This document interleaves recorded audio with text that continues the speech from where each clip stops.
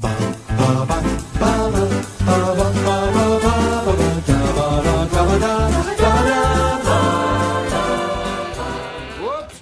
had a hit that you might have heard of, Hur läget lilla gumman, which means how's it hanging, Grandma? Those are lights hanging up there? Yes, those are lights. Could they fall? And that's a ceiling above us.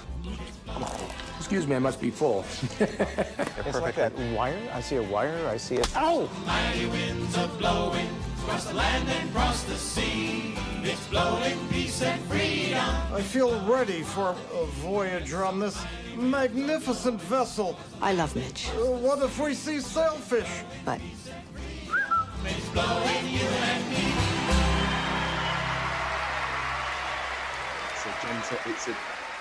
Here we go. Wait, I feel bad. Hello, for Bella. beginning, so I quickly No, you're put my fine. head in. Hello, Bella. How are you? Hi everyone, really huge fan. Have you? What's your favourite episode, Bella? The one where you Talked about movies. no, but which No. movie? I hear you asked. Have you done any Adam Sandler ones? Yes, we did Click for William's birthday because he Click. loves Click, Happy birthday, William. and I did Punch Drunk Love in the middle of the Paul Thomas Anderson series, but I can't remember who That the was guest great. was for those 9 episodes. I can't remember who it was. Wow. Hmm. You're gonna be watching this, like. Can't remember who the guest was. I think he was maybe called David. I can't remember. Right, okay. But have you seen A Mighty Wind, Bella? Yes, I have a phone call. Bye, Oh, everyone. Thank you right. so much. Bye, Thanks so Bella. much. Bye, Bella. Thanks for subscribing. We are on Patreon. We are on Patreon, by the way. I don't have nobody's clicked on. It's that weird thing where we haven't recorded again for 5 months. Yeah. You normally, I'm waiting for your new creative intro that you set yourself up with. That was it. I can't do it all at once. So you Yeah, I have to solicited guess. Bella. That was I'm outsourcing. Okay. We've done over the series of 4 weeks. This is Spinal Tap. Waiting for Guffman, Best in Show, and we are concluding our run of Christopher Guest films. And we are concluding because we're not doing For Your Consideration. It's okay. Have you watched anything else? Did you watch Mascots when it came out, not knowing what Mascots was? When it was on This Netflix. is my only exposure to this franchise, as it were. Mascots is pretty good. Mascots is fun. It's not got the full rep company, but it's got Jane Lynch. It's got Lynch. Yeah, it's pretty good. It's For Your Consideration is a weird departure because it's not in the mockumentary form, even though it's entirely improvised. So that feels weird. Mascots is just a mockumentary, as they all are. Not they all are. I've just said that the last one wasn't. But is a mockumentary more in that style. Yeah, no, it's just missing a little bit short. A little bit magic. Maybe I'll watch it privately, just to give my opinion. It's certainly not worthy of an episode. Not worthy sounds very strong. But it's it's not. Do you want to do? Let's do overall conversations at the end. Sure. Or do you want to I'm trying to graze think of something. graze on it now? Where Mighty Wind settles for you in the 4 that we've viewed. See, this is the issue with not doing an episode for 5 months, is I've forgotten my ranking. So I might say something completely different. I think you went curveball and did Spinal Tap, Guffman. No, I think I think I did Guffman first. That feels like... Or did I? I'm Guffman, Spinal Tap, Best in Show, Mighty Wind. Mm-hmm. Yeah, do you know what? I think we're in agreement there. Yeah. As much as I did enjoy A Mighty Wind, specifically like the final act of it. Yeah, which leads me to my first addendum of like the 4th. Well, it's not the 4th. Yeah, the 4th best. When your 4th best film is also pretty even keel. I do think it's I do have a few more notes negative notes on A Mighty Wind than I do on any of the others. For instance, it's not really a change. This is the thing. It's not really a change, but I just feel overall that there's a few of the not backstories necessarily, because they're all funny. It's all funny, but it feels a little bit more like a random assortment of characters, whereas Spinal Tap feels completely realistic. They're all in that world. Guffman especially. Best in Show has a little bit of this, but they have that common thread of like they all are obsessed with their dogs. And obviously, you say that, yeah, because I'll say in comparison to the others, I feel like this one for me had more weirdly specific favorite moments, whereas with the others, it's like the whole conceit in general is very funny. Whereas this one, I think they had to work harder to get those little characterful bits in, and like there's like it's little moments. Beyond, there is the choice that is made to flesh out the world beyond the bands. And that's when you get Jennifer Coolidge doing an outrageous voice for 5 minutes. It feels like she's doing a Jennifer Coolidge an impression of herself. It's like you've layered the voices on top of each other. And even though that's hilariously funny, it does kind of feel, I don't know, a little bit out of place, and feels like, oh, we've got Jennifer for a day. She can be I mean, she's public relations. So what is she? She's the agent of the three. There is no. It feels a little bit like forcing people. They couldn't find a way to satisfactorily get some of those rep company players in without making another band. Is it I mean all of these films are 90 minutes and tight and don't have anything to cut and so blissfully move, but was it worth possibly a fourth band? Is that what we're missing? Or does this film completely work as it is with the 3 bands, and then we get a dip of Coolidge or something, a burst of Coolidge, a burst of for instance, Fred Willard is hilarious as this talent agent. He's absolutely sensational. But it does feel a little bit like a character from something completely else. I think that worked, though. That Fred Willard is the one person I think it did make sense that he was like completely not of this world, because it was like, why are you as the character here representing these people? The others, I would agree with you. I think that they didn't really have as much of a solid place in the narrative, but I think adding a 4th band would have just kind of cluttered it up a little bit, because that's how I felt with some of the other movies. Is like there were too many people to follow, whereas you had these 3 solidified groups, and I was like, okay, I'm following each of their arcs from beginning to end. Let's talk about. So Mighty Wind is the 3rd film Christopher Guest directed, with written by him and Eugene Levy. The term written is it's heavily improvised in the mockumentary style, and it follows the memorial concert that is set up very swiftly after the death of Irving Thalbloom. Steinblum. I'm thinking of Irving Thalberg, who is a movie producer.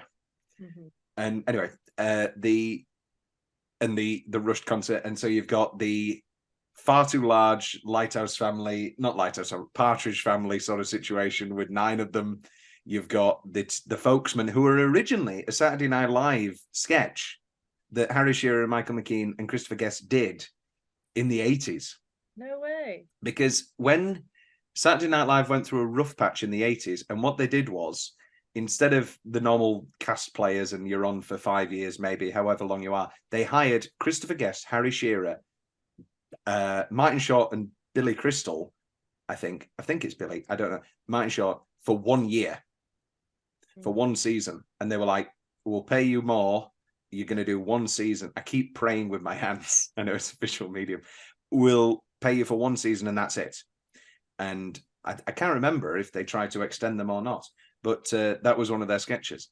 and it was sort of they had this Old Joe's Place, and they have made appearances since on TV and stuff, and their gimmick is that they do folk versions of classic songs. So one that's on the album is Start Me Up, which again starts rather innocuously. Oh, if you start me up. But then they keep the line, you could make a dead man come. And then they're all harmonizing, come. And it's very, very funny. What else are we talking? What else is the broad strokes wise? I don't know, like, because we talked about the kind of world building of each of the movies. I guess, do you want to comment on how believable this one was in comparison to? Are you leading into the fact that it amateur feels a little bit dramatics? more far-fetched? I probably would have said it's the least far-fetched. Oh, But like I say, it's quite a commonplace, like quite a normal conceit, like setup. Yeah. So they had to work harder to make like the little moments funny, I mean, which I did appreciate. it can't be underestimated the absolute talent that is involved in writing this series of songs. The fact that they're all pretty good and enjoyable, ranging from funny, kind of kitschy to genuinely beautiful. Yes, like we got to the end and I was like, am I actually going to go away and listen to some of these songs? 3 of them have already made it into my on repeat, Rhian, on we're not sponsored, but by Spotify.com. Your Spotify Wrapped is going to be insane. Did I tell you about the year where my Spotify Wrapped had 4 different versions of Ladies Who Lunch? That doesn't surprise me in the slightest. What song do you think has topped my Spotify Wrapped? It's from a musical. A musical? Oh, okay, I would have said the Marriage Story theme. There was a lot of those in my last Spotify Wrapped. And will be again. Oh, big time. No, it's from a musical. It's a specific recording. I would say is the definitive recording of this song, and it has been in my top spot, if not top 3, for the past, I think, 5 years. Sondheim. Yes. Company. No. Didn't you hear my yes? Yes. Ooh. West Side Story. Close. It's Gypsy. It's Imelda Staunton singing Everything's Coming Up Roses. My famous. If you'd have said Gypsy, I would have known. My famous getting showered and ready, and Tom needs to be in a better mood for the amount. Do you think anybody else has that as they're pumped up? I'm gonna get over this sadness. Everyone that has a kinship to Kurt Hummel, but then realised that his is probably not the best version. Miss Rachel Berry. He was 19 when they recorded that. What, the Angry Roses, the Kurt's turn? Chris was 19. That's crazy. What have we done? What did besides this? Was that year 1? Must have been. Who knows? He's like angry at his dad, so it would have been like pre-dad heart. I thought he was angry at Rachel Berry. That's why he says the "Where would you be, Miss Rachel Berry?" Yeah, it's did it for me, Dad. Oh, of course. And then Rachel. What a great show. Are we ready to have the conversation that it's the greatest show of all time? Hey, I'm waiting for this to become the Glee podcast series. We can do. That's What You Missed. Is that what? Oh, that's what you mean. I understand. That took me too long. What if we did concurrently the J miniseries of Twilight Zones, where it's like, oh, this is really important. Yeah, no, Rod Serling was actually dealing with the censors at the time, and many people, this is an allegory for communism and the racism that was apparent. And then that's on Tuesdays, and then on Thursdays. This is an allegory for how much people love Britney Spears. It's the great writing of Rod Serling followed by the great writing of sometimes they don't come at all. What a great delivery. A Mighty Wind. You're once again Sorry. distracting me with. Is that your favorite? It's got to be your favorite Ryan Murphy thing. Absolutely. You're not an American Horror Story person, are you? Because you're not really a No, horror I watched person. the first season and then tapped out. Don't. That's the best series. You're fine. Yeah. You can be Snoopy and like it. Constance Lang. Jessica Lang as Constance Langdon. One of the all-time performances. Right. A Mighty Wind. I don't have any 10-minute stretches. I mean, you could say the concert. It works in the exact same formula. The final 10, where you've got it actually times out pretty well, because we spoke last time about how it's really hard to pick out 10-minute stretches. We spoke in most episodes about how I hate the format of my own show, in that single minute's stupid and 10-minute stretches stupid. Day. Who knows? No, but it actually times out perfectly. The beginning of Mitch and Mickey's performance to the end of like the Where Are They Nows, and no change, no notes. Also, I had the folksmen discovering the Main Street Singers took. Well, I'm a wanderer. You can't play the same song at a folk show. They'll be confused. That'll be the icing on the cake. What's the icing? The rest of the act. Well, that's the cake. Sorry, I'm getting ahead of myself again. No, you're fine. Yes, I only really noticed this on this watch. It kind of clicked. Every single of the trilogy, let's call it a trilogy, is built around the exact same structure of an hour, meet them, exposition, some sort of performance or extended 30-minute culminating sequence, and then 6 months later. And guess what? It works every time. It works every single time. It's weird that Spinal Tap doesn't have that structure. It's not weird. Spinal Tap is one of the most perfect films ever. But yeah, I mean, I do think they needed more time to kind of focus on the downfall. And like how they got to be where they are. Whereas with the others, it's like either nothing has really changed for them, or they're like in the case of Mighty Wind, they're faded starlets, or like none of them seem really that downtrodden or like sad that this is where their career is now. It's like it was always the natural progression of things. I mean, beyond Mitch having a full mental breakdown, at what stage was there a thought in your mind of like, oh, this must be Tom's favourite because it's got a sad man pining over a woman? Well, actually, that's interesting that you say that.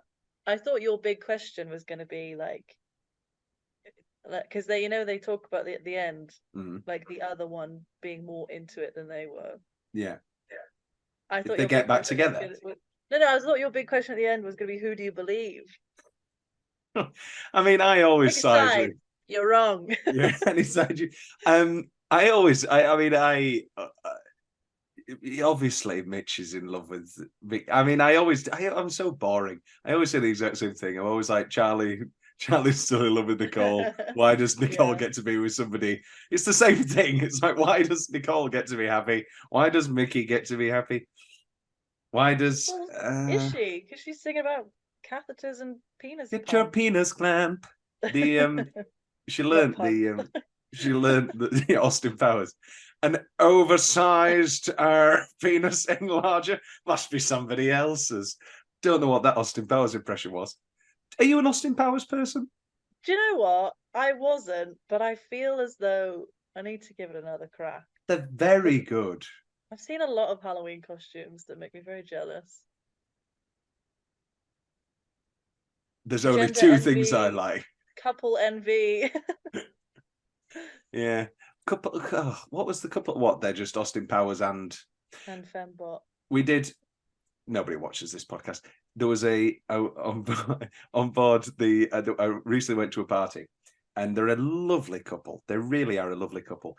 And the guy was dressed in the most like accurate Austin Powers costume you can think of, with the shit hair, with shit teeth, with a full cravat and suit. and then his girlfriend was as, I think it's Christina Aguilera. Anyway, just sensationally attractive, very, very open, shall we say? And it was just like. No, she looked sensational and more power to her, but it was just so funny of like, he's not going to do, is it like, it's just very Actually, funny. we did the research. Fembot costumes are ridiculously expensive. Like, if you No, want they're the whole- not. Get some They are. feathers. They Just get some are. I'm sorry. I disagree. Get a If you bikini. want it to be accurate as Austin, then they are expensive. First name basis. Get a bikini and get some feathers. You heard it here first, folks. Get a bikini. You're lazy. Get a bikini. Get some feathers. Get a slip, and you're a It's fembot. October. Right, true. Yeah. Wait. So sorry. Anyway, we're on a tangent. Best specific Halloween costume coming up later. Right. Let's do weirdly specific moments then before the Zoom 40 minutes is again. You go first because I always steal yours. Okay. The intro when they're meeting the folksman again, and Steinberg says, "Who is that?" And then one of them goes, "Who are any of us?" I didn't want to put it in lines, but it was just like the energy of that delivery was great. There is a fine line that I have come to decipher between specific favourite part and favourite line in these Christopher Guest episodes. It's a grey area. So I had the same thing with Mary's story. Do you wanna go back and forth? Okay, yeah. I've put Bob Balaban organising the pen and paper and his pager, and like, people say I'm very organised, and I don't think that's exactly true, but it's just very funny. Jane Lynch, the introduction of Mrs. Boner, incredible. Never mentioned again. No, you know It this. actually is. Oh, it actually is, when? and that's later on. It Mitch and Mickey are in the dressing room, and you can hear over the intercom the Main Street Singers are on stage, and Terry introduces himself, and he says, "My name's Terry Boner," and then the audience just laugh, but they don't acknowledge it in the moment. That's very good. You know I love giving somebody a name and then never commenting on it. Shirley Pisser is the first one that comes to mind. Lorna Hyman. Yeah. One of your notes was, "You're not going to do any Hyman jokes?" I was like, no, it's just her name. Yeah, no, it's traditional. The protective helmet for the chess tournament. Yep. I just put Eugene Levy. His entire... so like chilling. Truly bizarre. Yeah. I think if anything, we're missing we're missing a scene of interview from the 60s where we find out that he had a normal voice and that this is post breakdown, because we just see them singing, and I feel like we need just a normal interview of like, oh well, I like my music and I try my best. But I think it's for the best, because you're left wondering, like, was he always like that? But is that the version of him that Mickey fell in love with? Well, there was this little guy, and I love the Minnesotan accent. There's just something so lyrical about it. So great. Why don't we make that rom-com? And by that I mean have it in real life, where we go to Minnesota and try and get a double date on a Minnesotan double date. Never not funny. And I know that song. There's a great you've not watched Inside Llewyn Davis. Well, you might have. Sorry, I'm presuming. But there's a great parody song in there called Please Mr. Kennedy. Sorry, not a parody song, but it's like those two really, really great versions of those traditionally kitschy, over-the-top folk songs that you can completely believe and are pulled off so well. And especially, I was watching an interview, and it was a news reporter, and they were saying, one of the nominations this year for Best Original Song is a folk song. But this is a film that's making fun of folk music. I was like, no, it's not.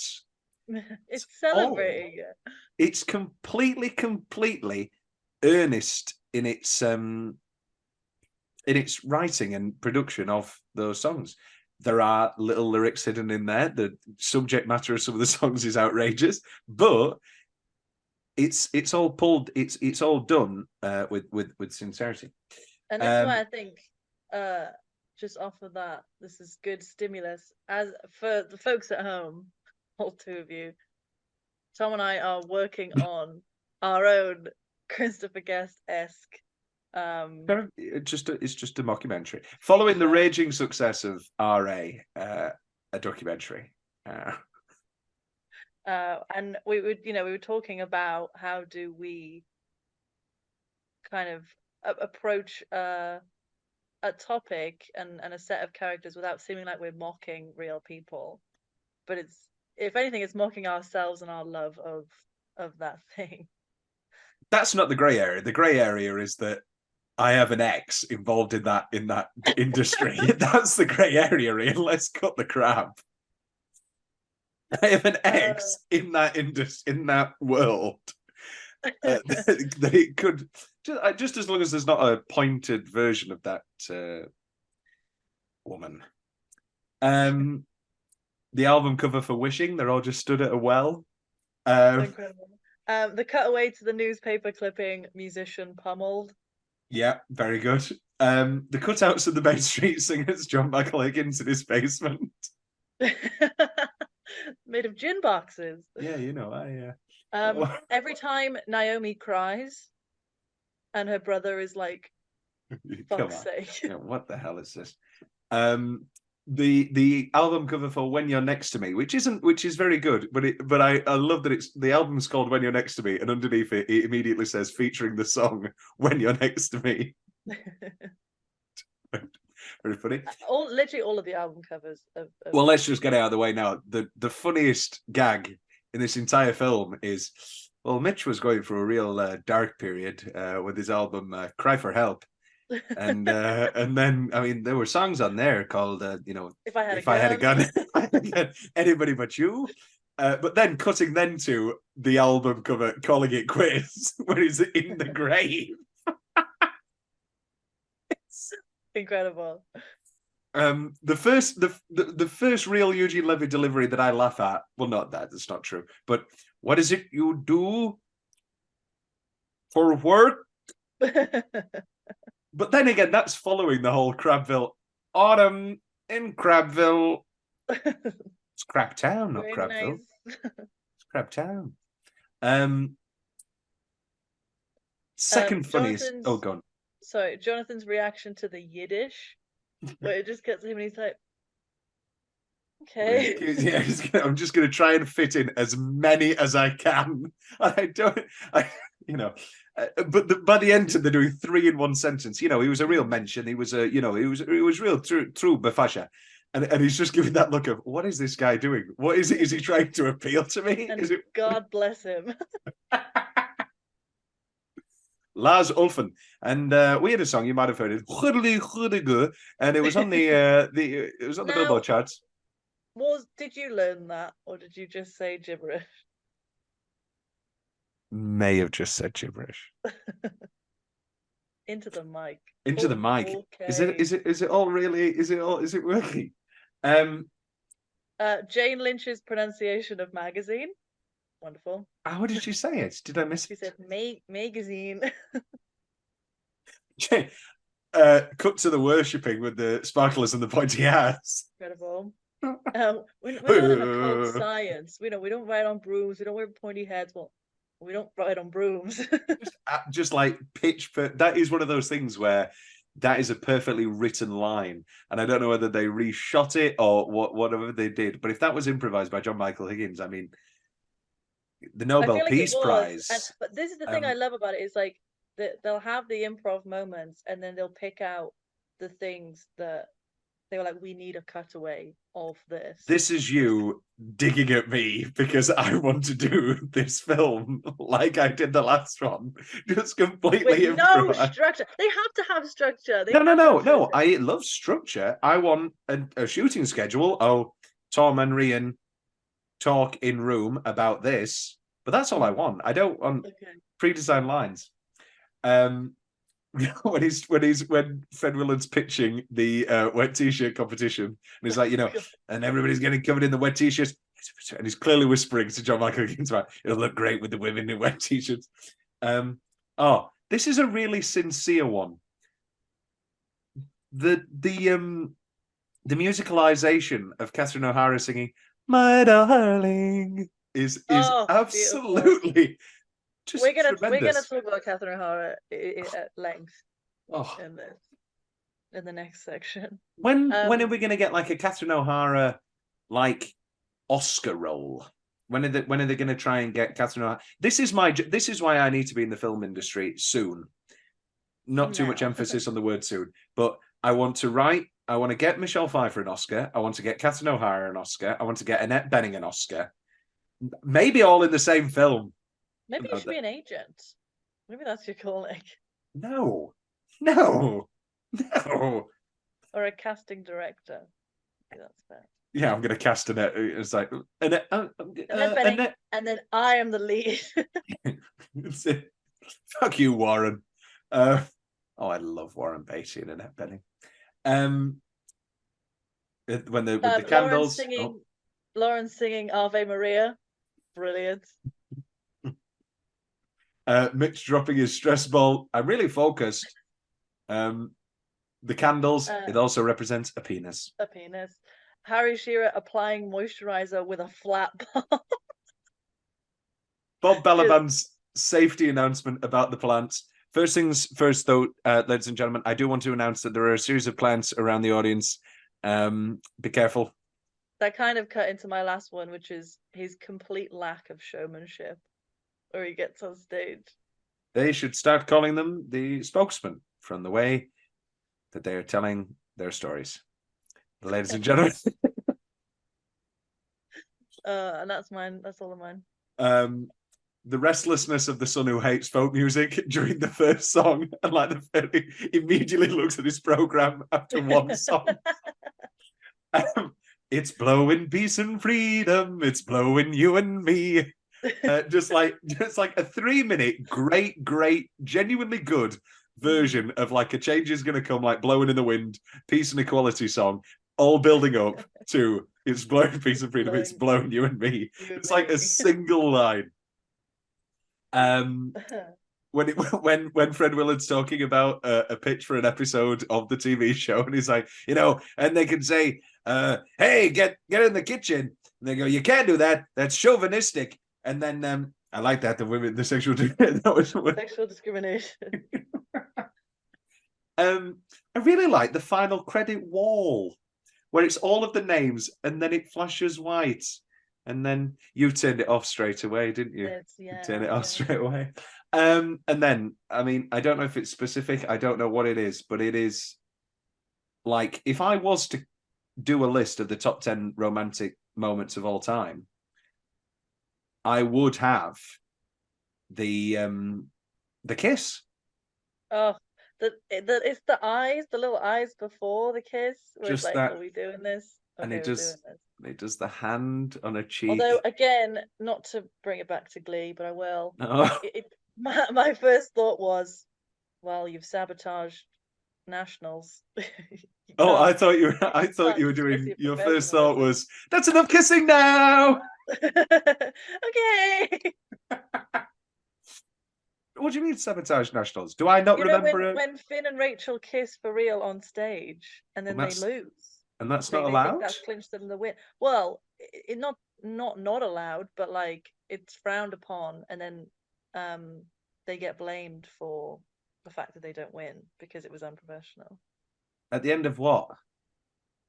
It was either regionals or nationals. No, the song. Nobody knows regionals or nationals or so. I remember watching the first series of Glee, and like it was building up to the first one, and I was like, oh wow, it's the competition, and then it was like another competition, and then another competition. Is it the end of Don't Stop Believing? That seems like a first series thing. Oh, it's the one that he wrote. That's why I don't remember it. Finn wrote a song. Yeah, Finn wrote a song, the duet. It's a big black hole. A lot of Glee. Nothing will give me more rage than the fact that they prepare for these competitions the whole season, but then they don't have a set list when they're in the hotel in New York. Boils my blood. The show did not need to spend any more time in New York, Rhian, as we all know. Right, okay, we're taking our first break because Zoom won't let us record. Another reminder to support the Patreon so we can pay for Zoom Premium and have no ad breaks. Well, they don't have any ad breaks. They're fine. They can live with it. They'll survive. Part 2 begins. Mighty Wind. What's our next project going to be? After Not a good question. After Christopher Guest, we've got Notes on a Scandal lined up, which is a typical. Oh, we do. I'm going to force you as my friend to watch something that I can't force anybody else. I've maybe doing Forgetting Sarah Marshall with Katrina, but that was a film with my ex, so that might get cut. It's also very bleak. Also, Go I on. did want to do as kind of a mockumentary detour, Drop Dead Gorgeous. Have you never watched? You have or you haven't? I haven't, but I've been meaning to because I love Brittany Murphy. And it's what? It's got into the TikTok. I've just never thought you'd mentioned it. I love Drop Dead Gorgeous. I wrote an article on it the other day. Drop Dead Gorgeous. Wow. So what? It's got into the TikTok rhythm. The TikTok sphere. Well, I don't have TikTok, but Instagram Reels sphere. Which one did you watch? My gay brother in New York. This is Liza. Oh, it's a great film. R.I.P. Okay, all right. We'll look into that. That's feasible. That's feasible. Okay. But for now, A Mighty Wind. Let's knock out best single minute and then talk more in depth about the soundtrack itself. Yeah. I've got a few. I've got the Main Street Singers and the introduction to Jane's background in the adult industry. One of my final films, Not So Tiny Tim. Not So Tiny Tim. The introduction to the Steinblum children getting back together. You know, we don't see each other. We don't need to. And we talk on the phone a lot. Yeah. I did have a sobering thought when I was watching that scene. I was like, is this what me and my sibling, like, is this how our relationship is going to be? Like, because if we don't talk now, then like in 20 years we'll just be those siblings that don't talk. But like, I didn't think about it in those terms. Like you see it in like old people. But then I was like, sorry, this is getting deep. But you know how like when you're younger, you don't have to try because you're always there. Yeah. Or in the phase we're at now, we don't have to try because we're always going home. Well, this friendship is something to. I mean, I was in the middle of the ocean. You know, I've you've got to try with these things, and I've had some friendships suffer from it. You know, if you do not maintain, it's like a flower. If you don't maintain, and I mean, on a broader level, relationships, I get, well, or is that broader, or is that more specific? Relationships are easy. Well, no, they're not, famously, but like, there's the two single people. About relationships. Fresh off toxic endeavors. But I don't know. No, relationships are easy because you've got that natural sexual element or intimacy element, if that's your thing, that naturally makes you want to be together as much as possible. But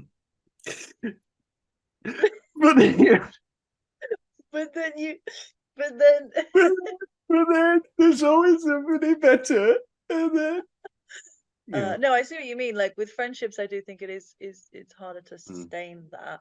Yeah. But then I'm so grateful for friendships where that feels easy, and like I've lived away from home, I've traveled a lot, and you know the people that mean the most to me are the ones that I don't see, like that sounds a little bit like a Christopher Guest line. My favorite friends are those I don't even talk to anymore. You know, they're not bothering me. They're not up in my space. The friendship is so good that we don't even have to be friends. Yeah. No, but like, they're the ones that we don't have that physical closeness all the time, but we make the conscious effort, and then it's like no time has passed, Oh yeah, yeah. Like the reunion of Mitch and Mickey. Yes. Um, Genuinely, like by the end, I was like, "This is my Fleetwood Mac." oh yeah, Like, big time. I mean, I was moved. if this wasn't like so good, and if Daisy Jones and the Six wasn't so just overpowering in the monoculture, that would be a good mockumentary. Is Fleetwood Mac? Yeah. When are they just going to make the Rumours movie? Well, I mean, Me and as Lindsay Buckingham, I'll learn how to play guitar. I guess. Yeah, like apart seeing from the Daisy guitar Jones and the player. Six and seeing Riley Keough and Sam Claflin didn't play instruments, didn't sing. I'm like, that should have been me. I could do that. Yeah, no, I there is just something about like oh, here we go again. No, me and the ex were the third ex, the second real one, the third one overall. If you're keeping track, we're big. I mean, I got her into Fleetwood Mac, and we love Fleetwood Mac, and we had multiple conversations of, and the question was, and the question in real life, and it was like, do you think they had sex again, or do you think there were those moments, those long nights where, like in the 90s, they ended up just randomly together again, and just were together for a night and talked, and like, oh, because I mean, and we were talking about that would be. This is all very bleak, and this should have been in the marriage. I re-listened to the Marriage Story podcast. Nowhere near as many bleak conversations as this random mighty we're just wind. riffing. Having too much fun. Mitch and are the Folkmen missing a comedic element? Because Mitch and Mickey have the narrative element of the relationship and they have Mitch's breakdown. The Folksmen have John Michael Higgins secretly being an absolute control maniac and the cult element, and the fact that there's 9 of them. What is funny about the Folksmen other than them being a genuinely good folk band? Well, I mean, I assume this would come into like potential change conversations later on, but like they've got the trans reveal. Yeah, but that's just, but that's not really like it's not seeded at all, in my opinion. Like they have the one joke. They have the one joke where he's saying that Michael McKean's attractive. So you think that the reveal is maybe that they're all going to be gay or something. Yeah. Yeah, I feel like they needed a little bit more of an established relationship, I guess, because they talked about like how they met and like what they were doing before. But then I suppose that just speaks to like the stoicism of like, I mean, Midwestern it's the choice that could either sink the movie or better it. In that, should the trans element have been there from the very, very start, and they were the Folksmen in the 60s, but it's just like creaky, and you just know that I actually think that they do deal with the trans thing. They don't punch down at all. It's just like there. Yeah, and I did kind of have a little tense moment seeing it play out, and I was like, what is the tone of this? Because I feel like we're not with it long enough to get a clear sense of like. The joke is still at the end of the day that he's a deep voiced trans woman. I mean that it all comes down to one final gag of he's still got his deep manly voice. Yeah, like it's difficult to feel like my name's Jim. We've seen this 100 times. Gag, yeah. So I think I feel like it could have, it didn't need it, especially watching it through this like 21st century lens, but like the Folksmen are just, like I say, crying out for something else, something comedic or something narrative. Like they even have they seed a lot of things that never come to anything. Like they have the conversation about what are they going to wear, and the retro thing, which is a very funny conversation of like, that's an outro. And it's very funny. And you think, oh, okay, for the final performance, they're all going to be in leather or dressed like Nirvana or something 90s. Yeah. And it's going to be that clash of them dressed as punks, even That though would they're be singing, you know, Old Navajo Road. But then they're just dressed in tuxedos and it's never mentioned. And there's not even a Michael McKean gag of like him struggling with the dicky bow and he's like, I hate dicky bows. Like there's nothing. And I do think it's just missing something. Yeah, I would agree with you. Like, it didn't occur to me at the time, but It doesn't occur to you because the music's great and the little throwaway lines between them are all funny. It's only in the macro that you I mean, you kind of get the suggestion of like their creative differences coming through, but there's never any real kind of conflict there. never comes to anything. Yeah, never comes to anything comedically or But also we are 4 films in and now plagued by I say it all the time in my reviews, the fruitless form of criticism that is comparison.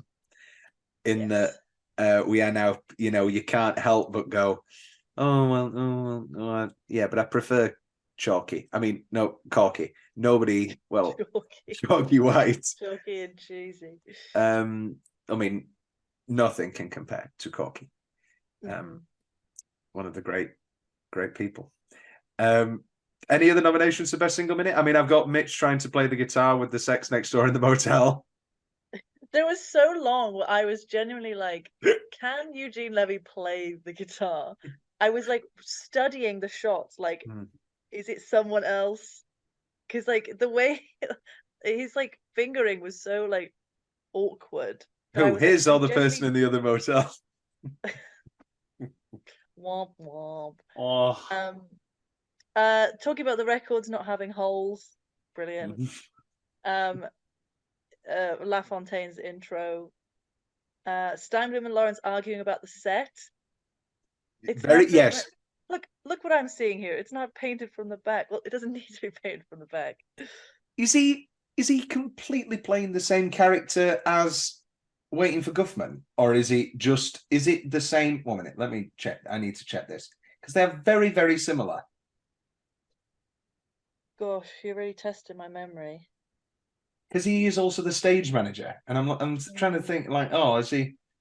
Michael Hitchcock. While you find that, I've also got the folksman preparing to stall with the talk about the Spanish Civil War, and then just bailing completely. Yeah. Okay, guys. Michael. No, they're different characters, but they're basically the same character. I mean, if you find your niche, you know. Yeah, I mean, Bob Balaban's kind of playing the same. Yeah. Always ready. Right, let's talk about the soundtrack then. So, again, all the Folksman songs are really written by Christopher Guest and Michael McKean. Some of the songs are written with Eugene Levy. And then Michael McKean's wife is Annette O'Toole, who is just a lovely actress from the 1990s It movie, and she was in another couple of things. And they wrote There's a Kiss at the End of the Rainbow together and sing it live at concerts now. It's just beautiful. It is. A literal labor of love. Oh. Let's talk about this then. What's your definitive, like, what's your top 5? There's a Kiss at the End of the Rainbow. I mean, come on. Wouldn't that be, how good would it be to meet a woman, like a writer or an actress, and she is also likes Christopher Guest, and then like that could be our first dance. A Kiss at the End of the Rainbow. Hey. My darling. Where she is right now. She's in the retirement home. That is true. Oh, no. I thought we decided on the Marriage Story podcast that I was walking down the aisle to. Yeah, and then this is your first dance. The soundtrack is sorted. Kiss at the End of the Rainbow, number 1. Mm-hmm. I'm going to go.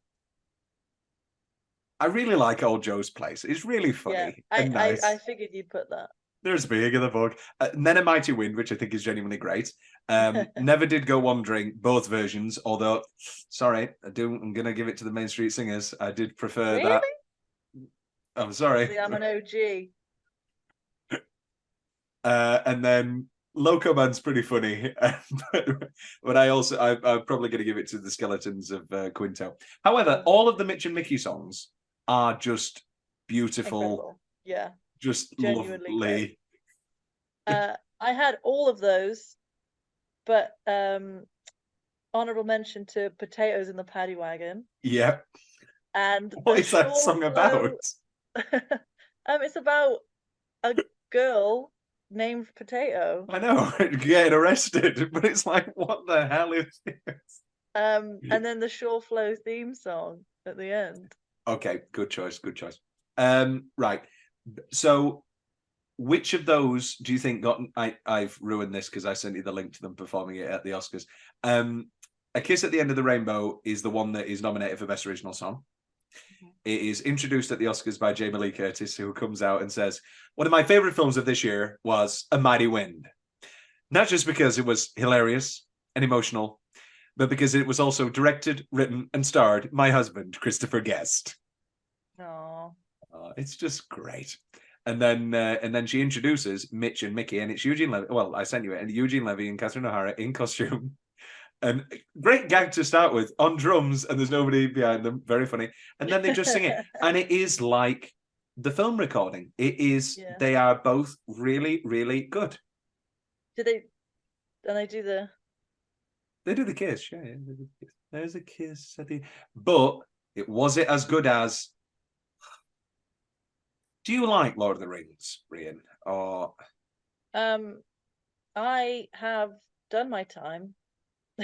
This is my feeling. And I've watched the extended Ooh. editions. Well, did I watch multiple extended editions? Maybe not, but I watched at least one of them. So do you remember the song "Into the West" performed by Annie Lennox?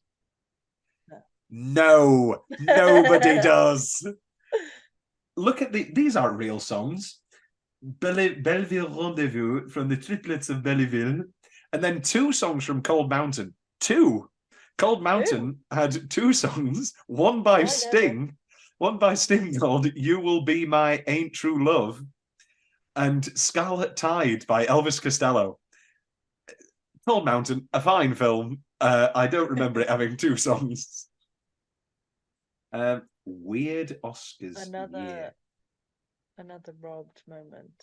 Another robbed moment. I like bringing Oscar travesty back when we've got something to talk about, not just doing it every single time. And this was... Sometimes it's not a travesty. Sometimes it's sometimes. An Oscar. It's been a while. There's going to be a lot on Notes on a Scandal. Okay, I'm ready. Notes on a Scandal came on, was on the cruise ship TV. I'll save that story. But I watched it twice because they do things where they repeat the same movie all the time. And I watched the full thing like multiple times in 2 days. It's please like it. Please. I may. Please. When was the last have we ever disagreed as much on your terrible opinions on Girl with the Dragon Tattoo? I think that was probably like the biggest fallout. It wasn't a fallout. I understand that I'm the weirdo, but it's coming back around. It's coming back around. People love it. Chloe Demont, are these people in the room with us? Oh no, these people don't exist. But the Chloe Demont, writer and director of Fair Play, on the End of the Big Picture podcast, she was like, "Have you watched anything good recently?" And she was like, "I was just rewatching David Fincher's Go with the Dragon Tattoo. I think it's great. I think it's really..." And I was like, "Yes." And The Killer's out this weekend. Are you watching The Killer, Rhian? Are you excited? Michael Fassbender?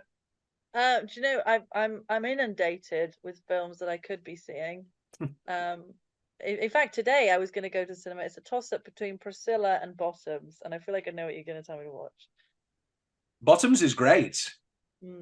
Priscilla's out in cinemas. I think so. Should be. In America. No. This is this is the bullshit.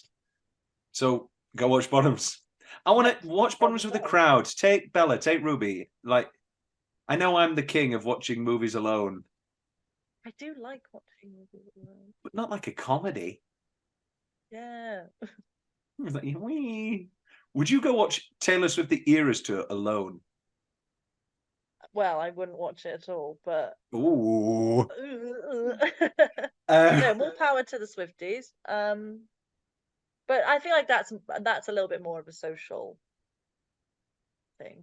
We're coming up soon to the first clash of Tom versus the Taylor Swift crowd when she's writing and directing a movie soon, and we'll find out if I enjoy it and if that becomes a clash of Clash of Clans. Clash of Clans. I've just done like a long, involved, up and down relationship with a Taylor Swift lover. And I was made to watch All Too Well 10-minute version and they were like fully like, oh no, it's really good.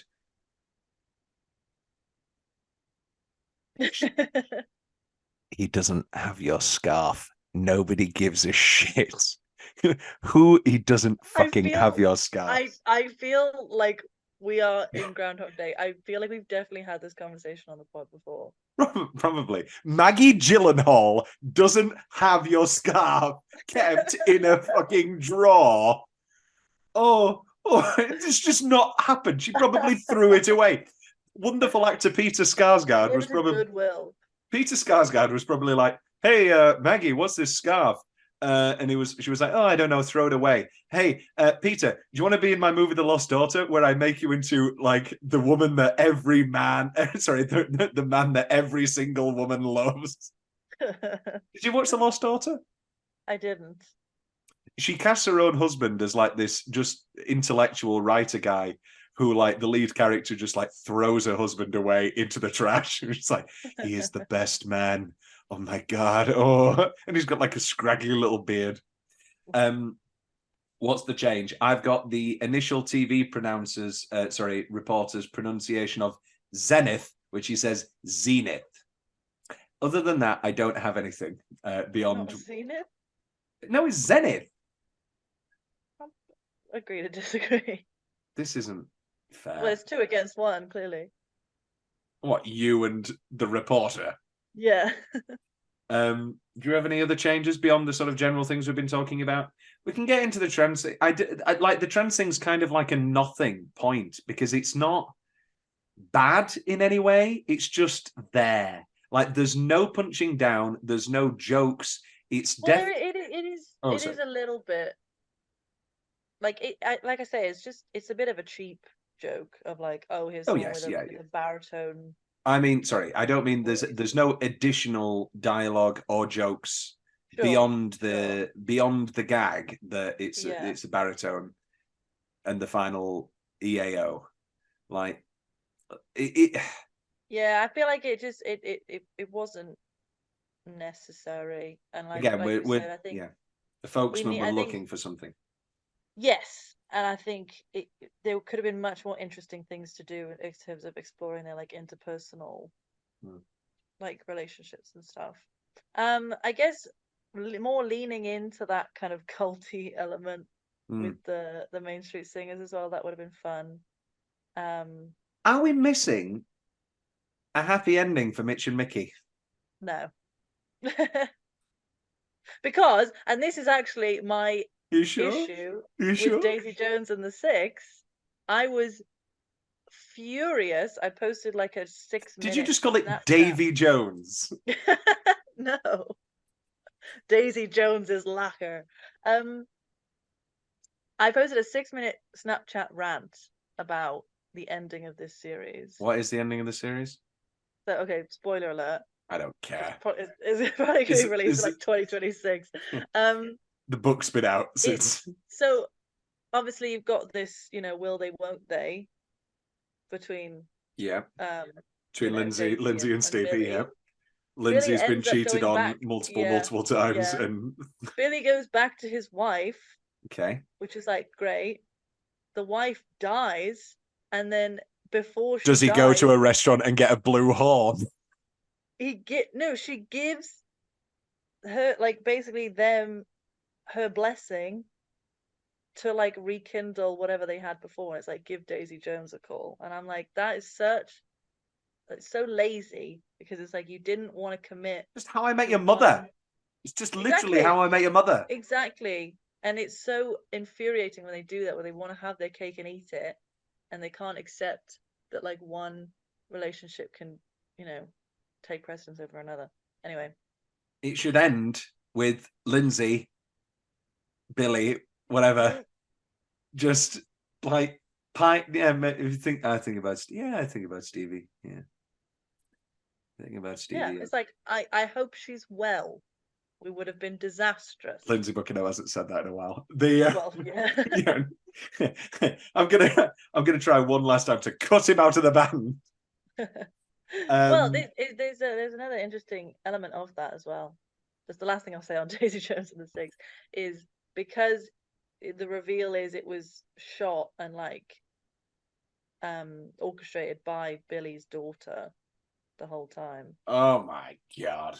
But then that as a twist. Well, yeah, it's like she's the one asking all the questions. Oh my god! What But does she go up to a reception and say? You should use your real name, Robin Six. What the fuck? What are we doing? What are we doing? Let's make a goddamn rumors movie already. Well, so it gave way to fan theories that like, okay, so none of this could be true because Billy's telling all this to his child, so he could be like embellishing and like they probably did How I fuck the Met whole Your time. Mother. Yeah, it's like when we watched Benjamin Button, and it was like, how detailed is this diary? He fucked me in the spare room at the dance studio, and it's like when again Titanic. How detailed? How detailed is she when she's relaying this story? It's like, we slipped into the back seat of the car and we steamed up that window real nice. He said, "Oh, have you got protection?" And I said, "No, it's 1912." And I said, "Well, let's rock, baby. You get that thing out." And her daughter is sat right there. Her granddaughter is sat right there. Oh, God. It's blowing peace and freedom. It's blowing you and me. Best line. Here we go, back and forth. Okay. We were called the Troubadours because there was two of us. There had been abuse in my family, and it had been mostly musical. He used to lock me in the room with my Percy Faith recording of Bim Bam Boom and send me to bed with nothing but dessert. Just far enough away to have been peopled with nothing but pure, unadulterated white trash. You were Dad's favorite. I love you, Mitch. Just before he died, he said Mitch was my favorite. I just want you to know that before you make a decision. And then I would pop out and I'd say, "Hey, what happened?" Carrying on from that, I believe I was the first person to say, "I don't think so." It only lasted a year, and that's good because that's how you start a cult. And the you do not want to be on a cruise ship when dysentery breaks out. Do you like trains? I took a bus. No, model trains. Yeah. This flame represents the uncertainty of life and its delicacy. It also represents a penis. They were the kind of infectious it was good to spread around. I had that. Oh, that was my last one. I've got two left. Thank God for the model trains, or else they wouldn't have come up with the idea for the big ones. Just like I was kind of on the edge of like, what's the change? I missed that one. It was Jennifer Coolidge, and it was like I was kind of on the tightrope of like, what's the change? Jennifer Coolidge isn't given anything to do, and then she came out with that, and I thought, just keep that's enough. That's enough. Yeah. And then Mickey talking about just like really beautiful Mitch and Mickey talking about like the past and how they'd all cheer Mickey, Mitch, and he's like, oh well, hopefully they'll do the same tomorrow. And Mickey's like, well, I'll have the best seat in the house.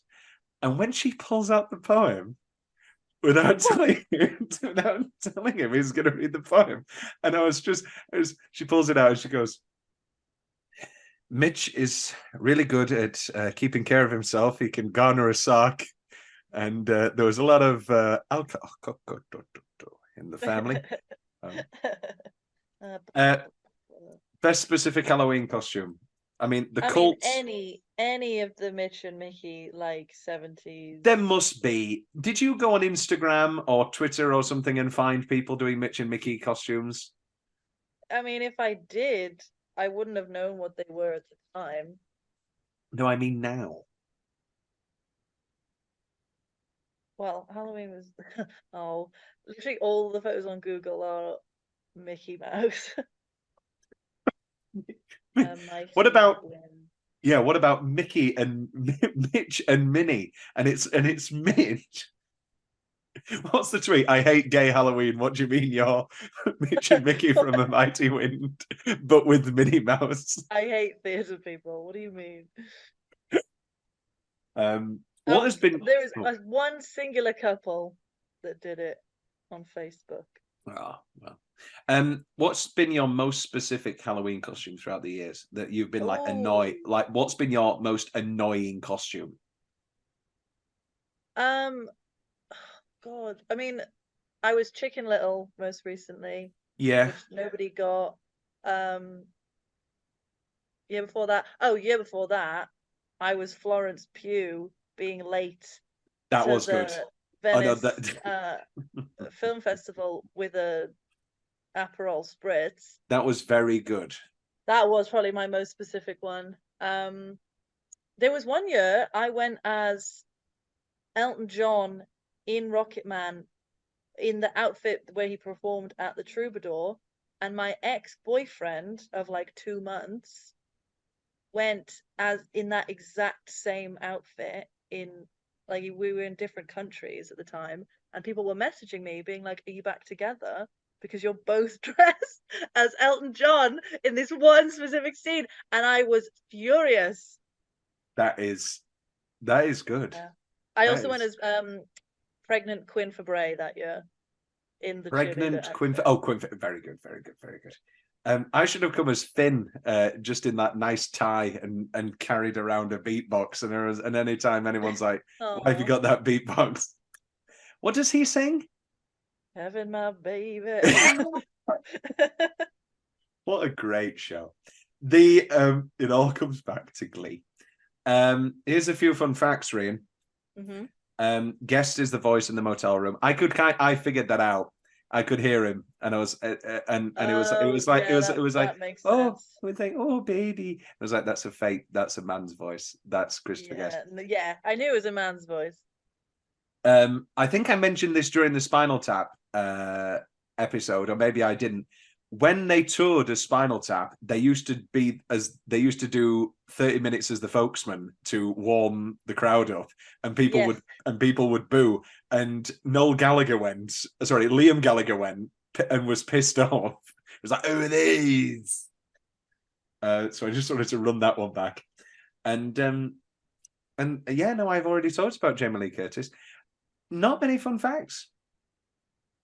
I mean, the whole thing is fun. It's hard to get more out of it. Tagline rundown: back together for the first time again. Very funny. And then Tom's big question: best band, got it? Mitch and Mickey. It's got to be Mitch and Mickey. Yeah, they're the ones that I see standing the test of time. I think the Folksmen, their discography is too all over the place. Like they were never in one place musically. And then Main Street Singers, some really great hits, and then others were like a little bit. Yeah. That Noof-tet sound was too big. Yeah. Okay, Rhian, bum. It's time for the Guest Olympics. Oh my goodness. Oh my God, are you ready? I don't know. I'm including Spinal Tap. What has been your favourite Christopher Guest performance? Oh God. 3, 2, 1. Corky. Yeah. What's been your favourite Eugene Levy performance? 3, 2, 1. The Dentist. Mitch. Oh, okay. Oh, right, okay. Oh wait, no, because you've also got The man who can't, he's got 2 left feet. Yeah, and cross-eyed. Oh, that's so difficult. This is a tough game. The favorite Catherine O'Hara performance. 3, 2, 1. Playing for government. Yeah. Which leads into Fred Willard down. Right. Okay. This is a bad game because there's like 10 people that we could go through now. So I'm going to broaden it out a little bit. Best culmination. Is it the Ode to Irving? Is it the performance of Red, White and Blaine? Or is it the Pet Show? Oh, okay. I'm going to say Red, White and Blaine. That's correct. Purely because, like, it's still stuck in my mind all these months later. Everyone, everyone from the parlor to the pool room. I think I need to watch it again. It's a great film. Okay, fine. Well, so broad. I think when it comes down to it, I could be specific again and again and again. But for me, my favourite supporting performances are Fred Willard and Catherine O'Hara in Waiting for Guffman. My favourite, like, big sequence is Red, White and Blaine. Mm-hmm. My favourite Christopher Guest performance is Corky. I think overall, I am a Guffman boy. For those reasons, yeah. Fully accepting the fact of my own natural bias being from the world of amateur dramatics and, touchwood, hopefully professional dramatics. Yeah, by the time this comes out, we could both be in the industry.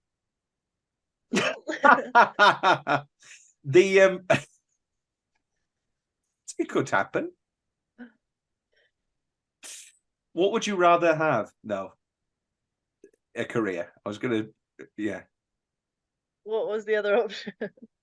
Friends. No, we've got friends because you got to have friends. 2 things that have really happened. I've never been a Shrek person, and apparently that song's in Shrek. Donkey sings that song in Shrek. Yeah, I know that song from the original Bette Midler version that is used in the 70s film The Last of Sheila. And I was singing it like, I'm all alone, got nobody to love me. And I was like, because you got to have friends. And they were like, oh, Shrek. And I was like, what? And you were there for the other time that happened, which was karaoke. Oh, no, I'm talking about when you sang Got to Have Friends at karaoke and pulled in David, who had no knowledge of the lyrics and was just ad-libbing, like, dialogue. Oh, that did happen. Yeah, that did happen. Yeah, and he kept saying, I'm donkey. But no, I was talking about the other time I've been TikTok backfired, where I was doing the Robin Williams bit about and Jesus was at the table and he said, one of you will betray me, and Matthew said, is it me, Jesus? And he goes, no, it's not you. And building up to Judas, I was like, is it me, Jesus? And I was like, and then everyone, and they all joined in. I was like, oh, everybody's seen that Robin Williams, right? And then they were like, and then it's a TikTok apparently, and they were like, yeah, why is he pretending like nobody's ever heard this? They weren't American. Christopher Guest is great. So we've got, Drop Dead Gorgeous and Notes on a Scandal. 2 wonderful films. Drop Dead Gorgeous is pretty good. It does have Kirstie Alley. Oh, rest in peace, Kirstie Alley. Oh. It can be our Kirstie Alley. 1.5 years later. Tribute one movie. No. Yes, Kirstie Alley is about a year and a half. I don't know. I don't keep track of deaths. What else is happening in we've got a minute left. My dad's ringing. He knows that this is happening. He does it all the time. I'm going to message you, Rhian, in shortly, but the podcast ends now. It's blowing peace and freedom. It's blowing you and me. Goodbye, Rhian. Thank you very much. Dabba dabba dabba da da ba ba ba ba ba ba.